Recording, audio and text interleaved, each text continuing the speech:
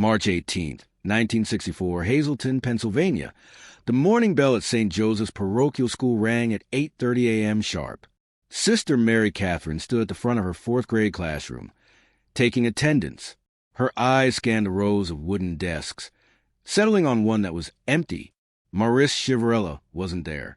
The sweet, shy 9-year-old was never late. Ever. She was the kind of student who arrived early, clutching canned goods for the church food drive, eager to please, always prepared. By 10 a.m., when Marise still hadn't appeared, Sister Mary Catherine called the Chiverella home. "Mrs. Chiverella, is Marise ill today?" The question sent ice water through Anna Rose Chiverella's veins. She left for school this morning. She should be there.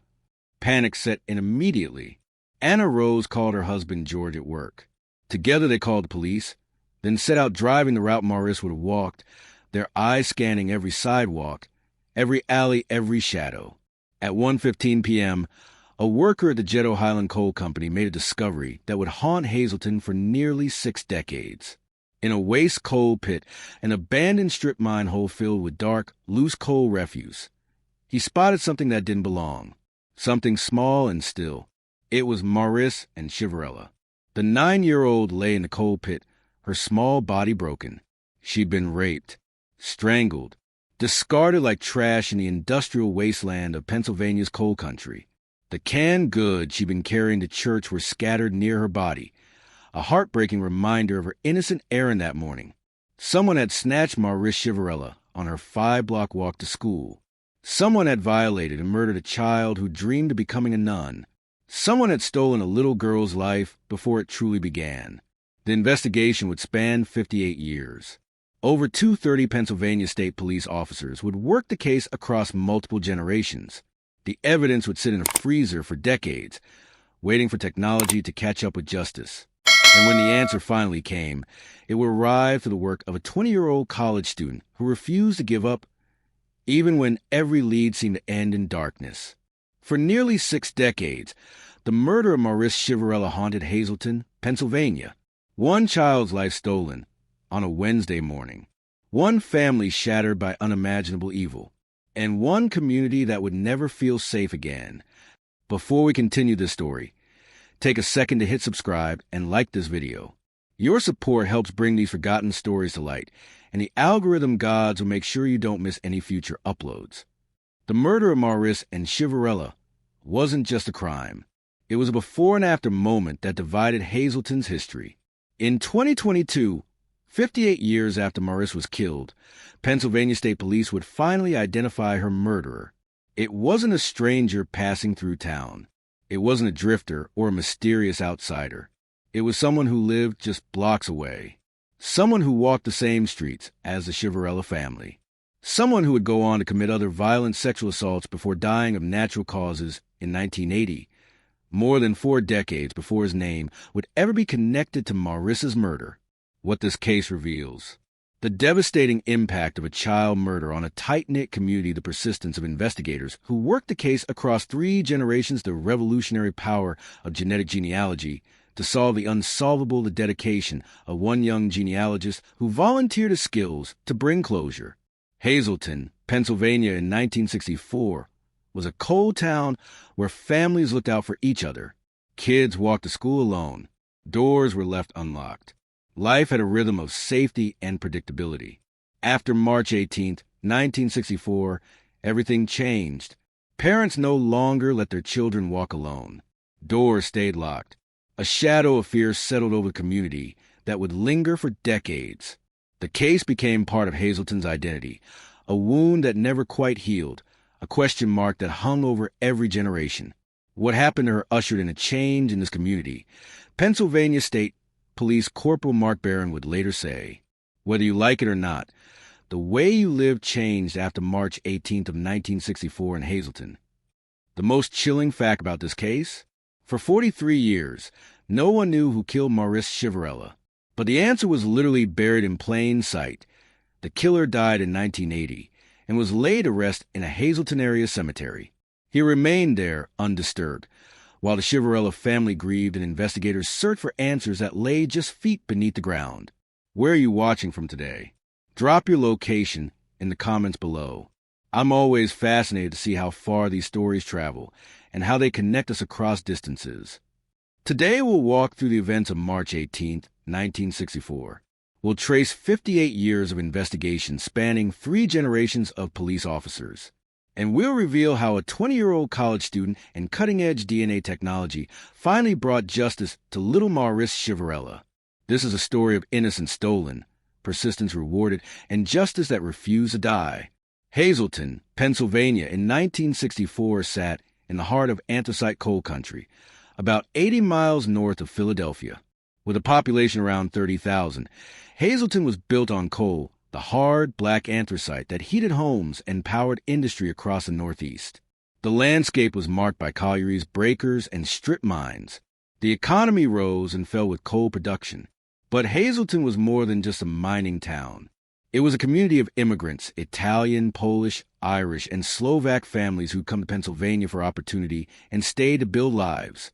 It was a place where everyone knew everyone, where church was the center of social life, where children were safe. This was the world Marise and Chiverella knew, a world that felt protected, predictable, and permanent. Marise was born on October 22, 1954, to George and Anna Rose Chiverella. She was one of 5 children in a loving, devoutly Catholic family. From an early age, Marise was different from her siblings. She was quieter, more contemplative. While other children played boisterously, Marise preferred reading or practicing the organ at church. She was sweet and shy. Her sister Carmen Marie Ratke would recall decades later. She didn't demand attention. She was just good, genuinely good. Marise had dreams. Big dreams for a 9-year-old girl from a coal town. She wanted to become a nun. She was drawn to the spiritual life, to service, to helping others. Her teachers at St. Joseph's Parochial School saw real devotion in the little girl who always volunteered first. She loved playing the organ. Every week, she'd practice for hours, her small fingers working the keys, learning hymns that she hoped to play during Mass someday. Marise was learning to play the organ and aspired to be a nun, her family said. She had her whole life planned out, even at 9 years old. George Chiverella worked hard to provide for his family. Anna Rose kept a tight ship at home, raising 5 children with love and discipline in equal measure. The Chiverella home on East Juniper Street was modest but warm. Dinner was at 6 p.m. sharp. Church on Sundays was non-negotiable. The children were expected to do well in school, help with chores, and look out for each other. Marise was a model daughter in every way. She never complained. She did her homework without being asked. She helped her younger siblings. She was, by all accounts, an easy child to love. We have so many precious memories of Marise, Carmen Marie would say 58 years later. At the same time, our family will always feel the emptiness and the sorrow of her absence. St. Joseph's Parochial School was 5 blocks from the Chiverella home, an easy walk for a 4th grader, a route Marise had walked hundreds of times. The path took her down East Juniper Street, through a residential neighborhood where houses sat close together and neighbors greeted each other from porches. Safe streets, familiar faces. Every Wednesday, the students at St. Joseph's brought in goods for the church food drive. It was a tradition, children learning charity by bringing food to help the less fortunate. On the morning of March 18th, 1964, Marise gathered her canned goods carefully. She checked to make sure she had everything for school. She said goodbye to her mother, and she walked out the door into a perfectly ordinary Wednesday morning that would end in unspeakable horror. March 18th, 1964 dawned cold and gray over Hazleton. Winter was reluctantly giving way to spring, but the air still had bite. Marise and Chiverella woke up that morning, got dressed in her school clothes, and gathered her books and canned goods for the church drive. Around 8:10 a.m., she left home for a 5-block walk to St. Joseph's Parochial School. Her mother, Anna Rose, watched from the window as Marise walked down East Juniper Street, her small figure disappearing around the corner. It was the last time Anna Rose Chiverella would see her daughter alive. Somewhere between home and school, a distance of just 5 blocks, Marise Chiverella was intercepted. No one witnessed the actual abduction. No one heard screams. In a neighborhood where people knew each other, where eyes watched from windows, Marise simply vanished. It happened fast. It had to have. Marise was a good girl who wouldn't have gone willingly with a stranger. Whoever took her used force, speed, or a ruse convincing enough to catch a cautious 9-year-old off guard. The abduction likely occurred somewhere along Church Street or Alter Street, roads that Marise would have taken on her route to school, residential areas, but with enough quiet corners where a predator could strike without immediate detection. When St. Joseph's called the Chiverella home at 10 a.m., reporting Marise absent, the search began immediately. George Chiverella left work and rushed home. Anna Rose was already frantic, calling neighbors, checking with friends, retracing Marise's route on foot. By noon, Hazleton police had launched a full search. Officers canvassed the neighborhood. Volunteers combed alleys and vacant lots. Everyone was looking for a small girl in school clothes, carrying canned goods. The Pennsylvania State Police were called in. This wasn't just a late child. This was a missing person case in a community where children didn't disappear. At 1:15 p.m., just over 5 hours after Marise left home, a worker at the Untold Cold Company was working near an abandoned strip mine waste pit in nearby Hazel Township, about 2 miles from where Marise lived. The waste pit was a common sight in coal country, a depression filled with coal refuse, comb, and slate. Dark, loose, dangerous. The kind of place kids were warned to stay away from. The worker spotted something in the coal refuse, something that made his heart stop. It was a child's body. He called police immediately.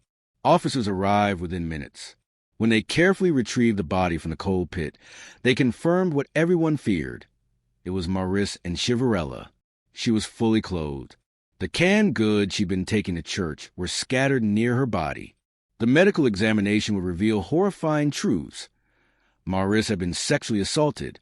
She'd been strangled. The violence done to this 9-year-old child was monstrous. The murder of Marise Chiverella sent shockwaves through Hazleton and beyond.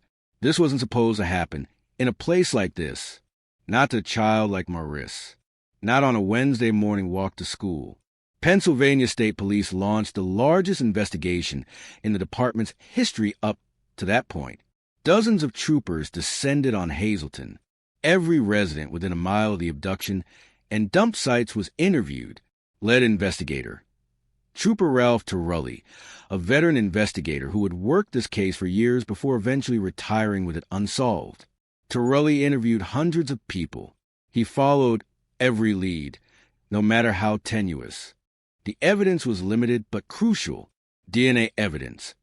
Semen found on Marise's clothing provided biological evidence of her attack of the canned goods, found near the body, confirming Marise's identity and her innocent errand time window. Marise disappeared between 8:10 a.m. when she left home and 8:30 a.m. when school started. Dump site. The coal refuse pit was about 2 miles from the abduction site, suggesting the killer had a vehicle.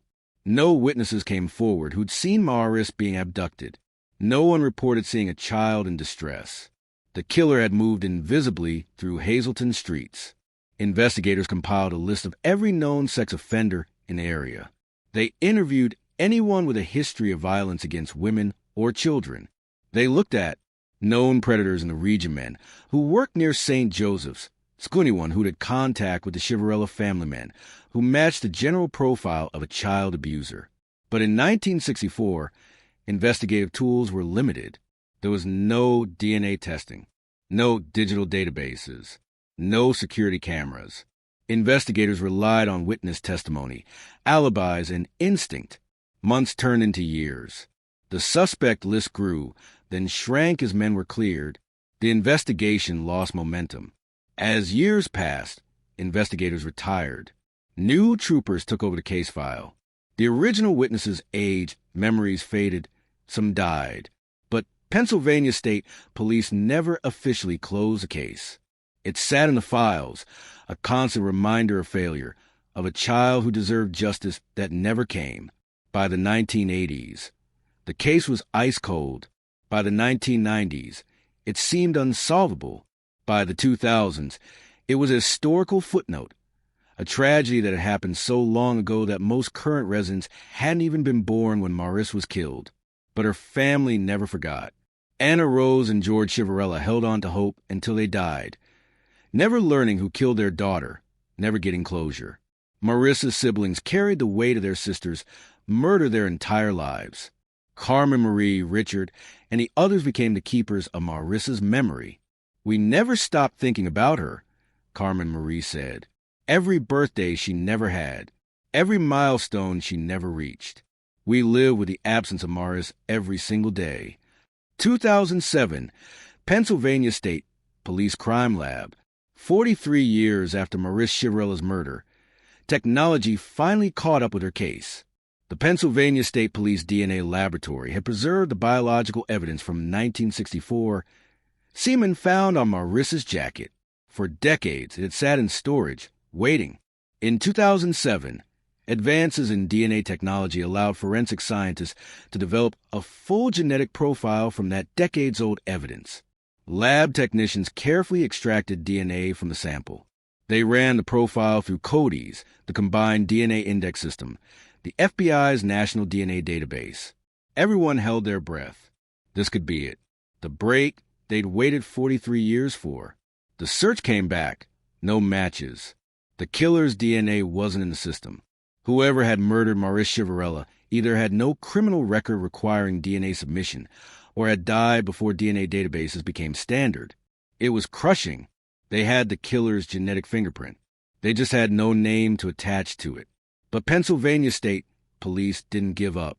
They uploaded the DNA profile to CODIS and set it to check automatically against new submissions. Every month, the system ran the comparison. Every month, no matches appeared.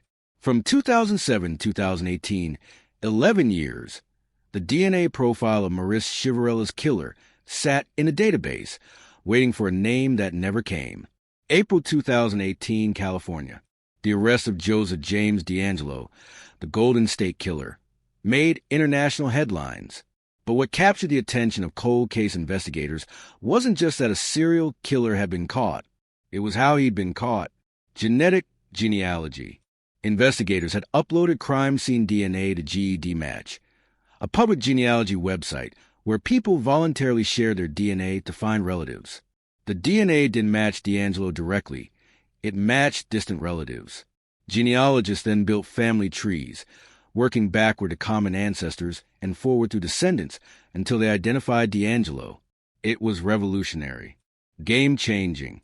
Every cold case unit in America took notice. In 2019, Pennsylvania State Police contacted Parabon Nanolabs, the same genetic genealogy company that had helped with the Golden State Killer case. "We have DNA from the 1964 Marise Chiverella murder," the investigators explained. "Can you help us?"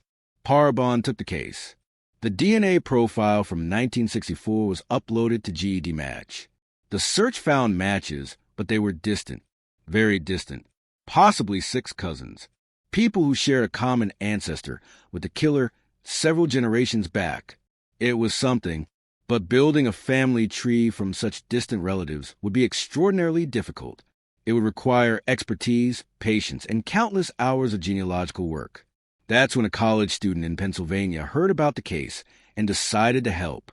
Eric Schubert was just 18 years old when he contacted Pennsylvania State Police in 2020, a history major at Elizabethtown College.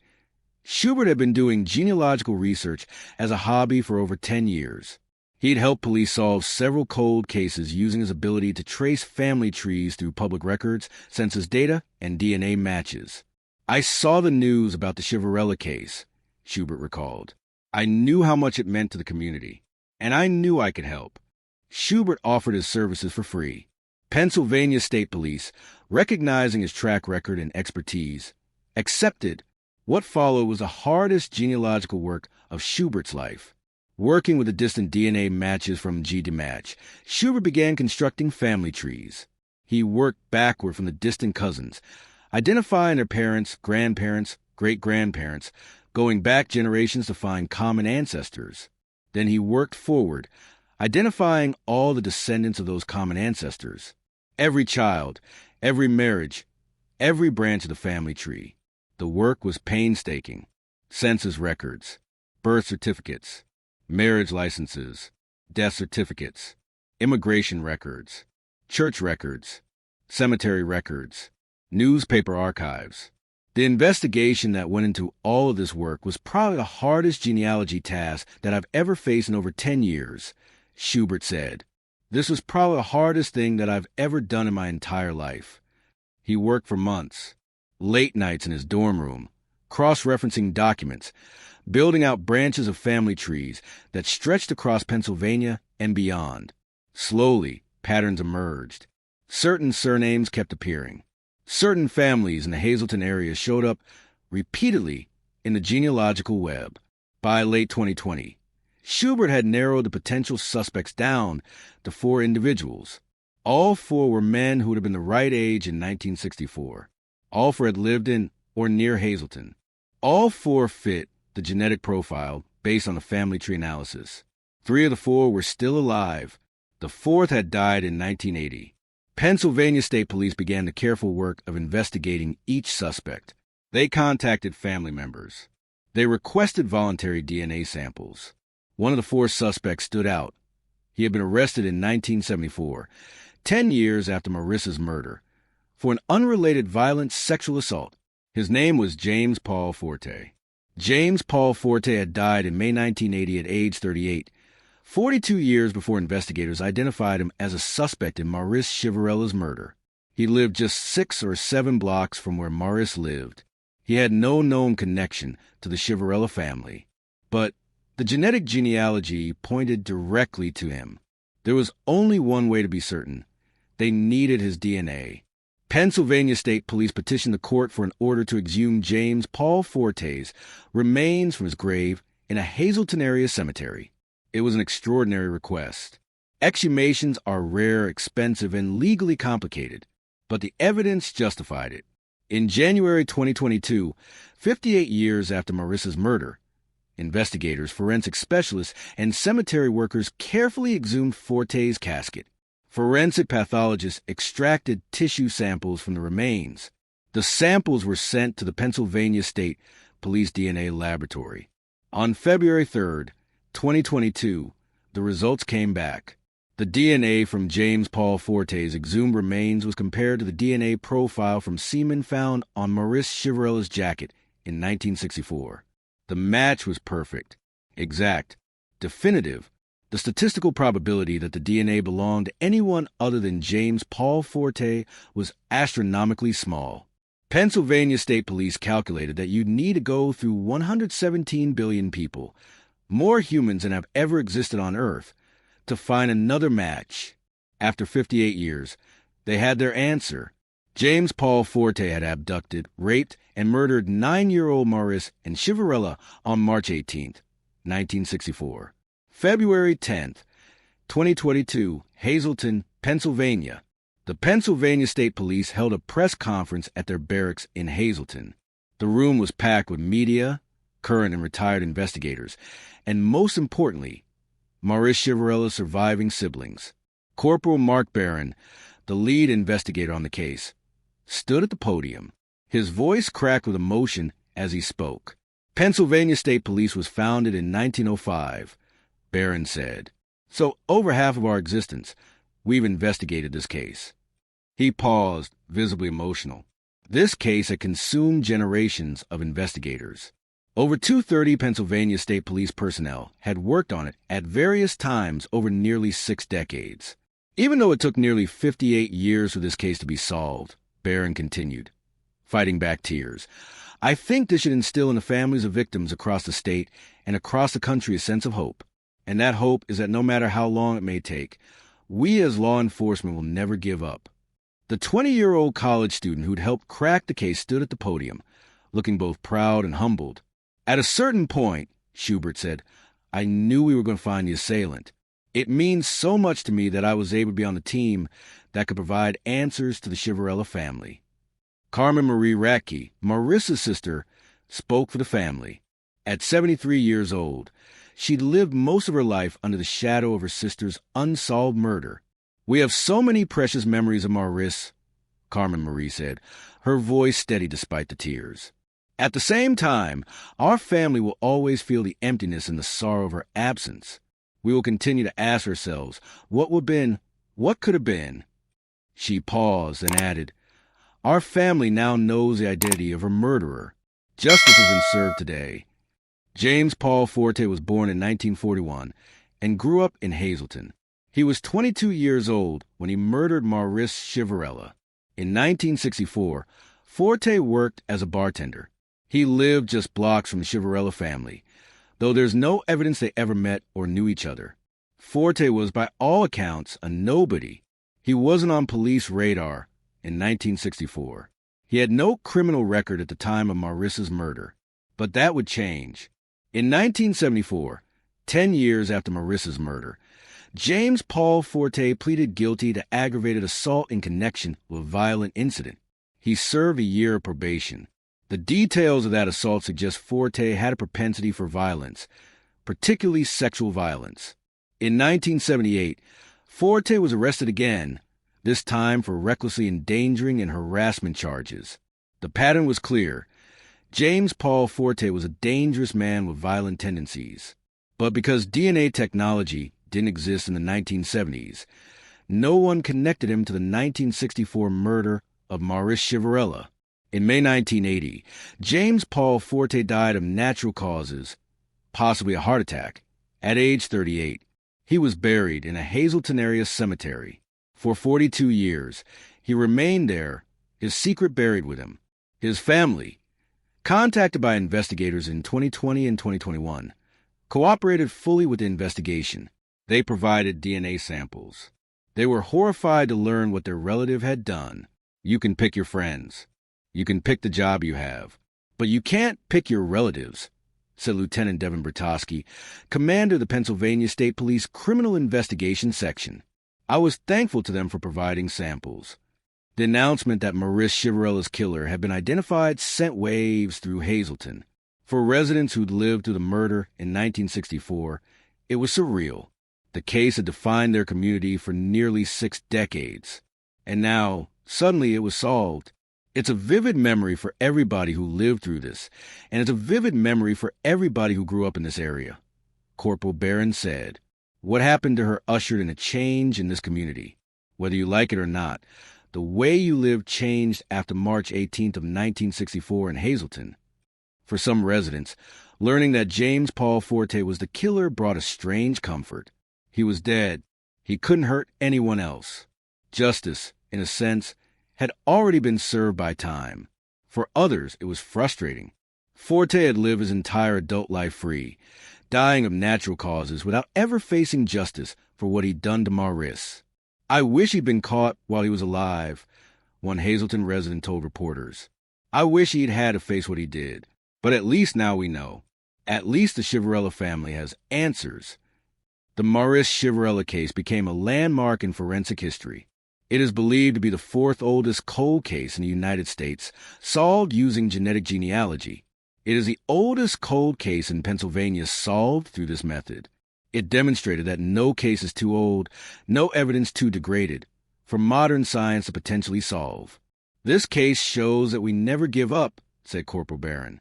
We hold on to evidence. We preserve it. We wait for technology to catch up, and eventually justice can be served. The case also highlighted the role of civilian volunteers in solving cold cases.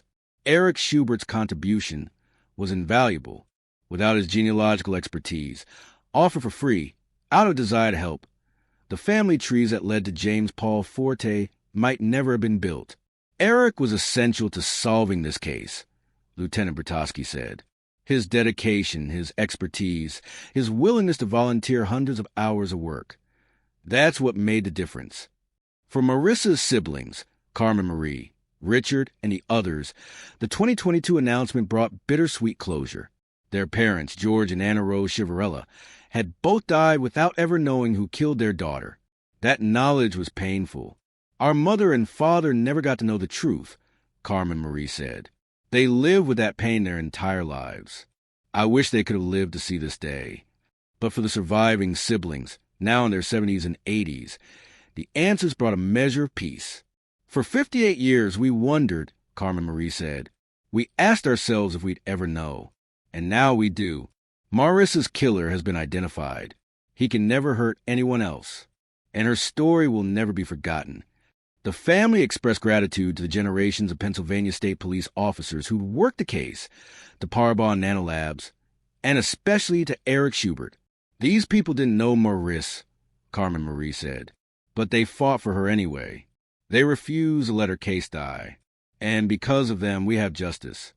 Today, the Marise Chiverella case is studied by law enforcement agencies across the country as an example of how to properly preserve evidence and never give up on cold cases. Pennsylvania State Police now regularly uses genetic genealogy on cold cases, inspired by the success in solving Marisa's murder. The case has been featured in numerous documentaries and true crime programs, bringing Marisa's story to audiences who weren't even born when she was killed. At St. Joseph's School in Hazleton, now St. Joseph's Regional Academy, Marise is remembered. Teachers tell students her story as a reminder of both tragedy and hope. Marise was one of us, a current teacher said. She walked these same halls. And what happened to her changed our community forever.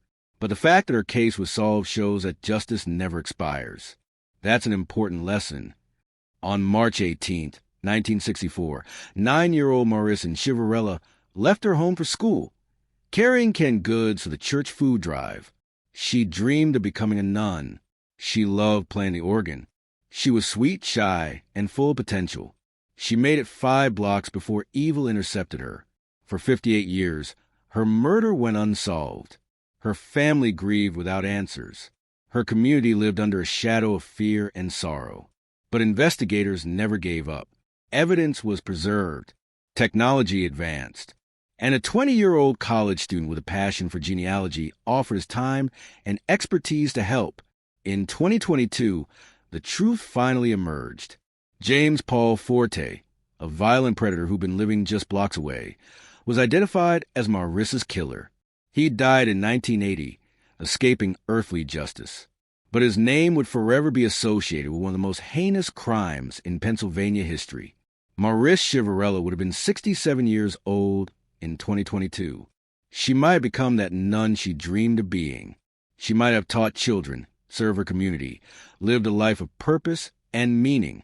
Instead, her life was stolen at 9 years old by a monster who snatched her on a Wednesday morning. But her story didn't end in that cold, refused pit. It lived on through her family's refusal to forget her, through investigators who worked her case across 3 generations, through a young genealogist who volunteered his skills, through the advancement of science that finally gave her justice. The Pennsylvania State Police worked Marise Chiverella's case for more than half their department's existence, 58 of 117 years.